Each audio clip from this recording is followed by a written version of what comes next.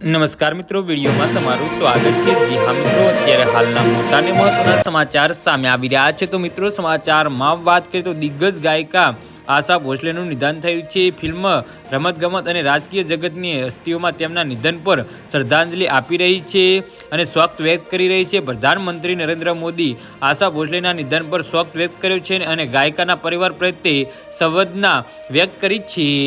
જી હા મિત્રો, પ્રધાનમંત્રી નરેન્દ્ર મોદીએ પ્રખ્યાત ગાયિકા આશા ભોસલેના નિધન પર ઊંડો શોક વ્યક્ત કર્યો છે। તેમણે કહ્યું કે આશા ભોસલે ભારતના સૌથી આદરણીય અને બહુમુખી અવાજોના એક હતા અને તેમના સંગીત યાત્રાએ દાયકામાં સુધી ભારતીય સંસ્કૃતિ વારસાને સમૃદ્ધ બનાવે છે। પીએમ મોદીએ કહ્યું કે તેમના ભાવનાત્મક ગીતો અને જીવન સંગીતે વિશ્વભરના લાખો હૃદયને સ્પર્શી લીધા છે। તેમને આશા છે કે સાથે તેમની મુલાકાતને હંમેશા યાદગીર ગણાવી છે અને કહ્યું છે કે તેમનું યોગદાન આવનારી પેઢીઓને પ્રેરણા આપતું રહેશે। પ્રધાનમંત્રી દિવ્યગત આત્માને શાંતિ માટે પ્રાર્થના કરી અને તેમના પરિવાર અને ચાહકો અને સંગીત પ્રેમીઓ પ્રત્યે સંવેદના વ્યક્ત કરી છે।